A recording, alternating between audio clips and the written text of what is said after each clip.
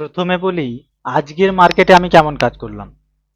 আজকের যখন 23,950-এর যে লেভেলটা, সেখানে যখন স্ট্রং একটা রেজিস্ট্যান্স দেখতে পেয়েছিলাম, তো সেখান থেকে 1 মিনিট টাইম ফ্রেমে স্পষ্ট দেখা যাচ্ছিল যে এখান থেকে রেজিস্ট করছে। তো সে জায়গা থেকে আমরা প্রথমে এই জায়গাতে আজকের লাইভে ছিলাম।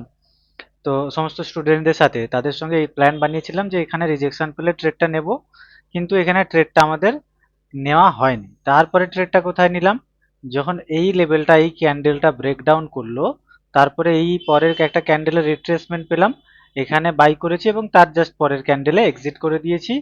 ওই 3.65 পয়েন্ট মোটামুটি পেয়েছি, 3.65 পয়েন্ট মতো পেয়েছি। এবারে হয়তো অনেকে ভাববেন যে মাত্র 3.65 পয়েন্ট।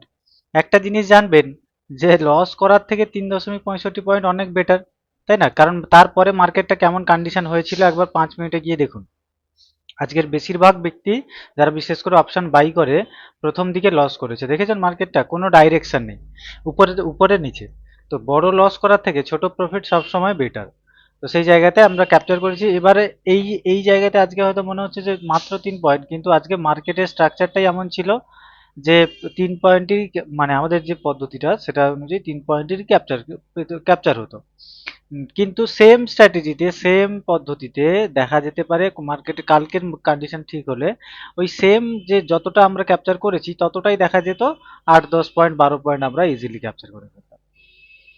ক্লিয়ার? তো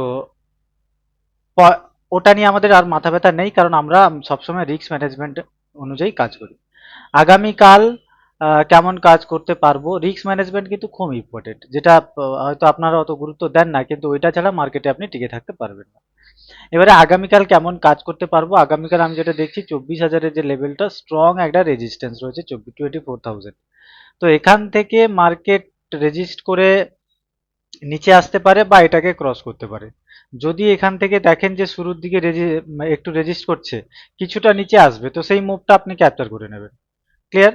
এবার যদি দেখেন যে না, আমি নিচে পাচ্ছি না, তো যদি উপরের দিকে ক্লোজ করতে দেখেন এটাকে ক্রস করে, তাহলে ইজিলি কিন্তু 24,000 লেভেলটা পার করে 24,040-50 পর্যন্ত আমরা দেখতে পারি।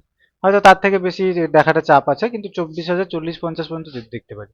আবার তারপরে আবার ফিরে আসারও চান্স আছে, কারণ মার্কেট বড় টাইম ফ্রেমে, 1 উইক টাইম ফ্রেমে এখনো কিন্তু বলছে যে লোয়ার লো ক্রিয়েট করার জায়গা আছে। তো তার মানে এখান থেকে ইএম এর বর্তমানে ইএম এর কাছেও যদি একটা সাপোর্ট নেয় 1 উইক টাইম ফ্রেমে, তার মানে 24,060, তো 24,050 পর্যন্ত মার্কেট যাওয়ার খুব চান্স রয়েছে। 24,050 এর উপরে যদি যায় ঠিক আছে যাবে, কিন্তু এই মুভটা মিস করবেন না। তো নিচের দিকের অর্থাৎ পুট সাইডের প্ল্যানও বলে দিলাম, আবার কল সাইডের প্ল্যানও বলে দিলাম। এরকম প্ল্যানগুলোতে ট্রেড করলে আশা করি প্রবলেম হওয়ার কথা নয়, মোটামুটি অল্প হলেও পয়েন্ট ক্যাপচার হয়ে যাবে।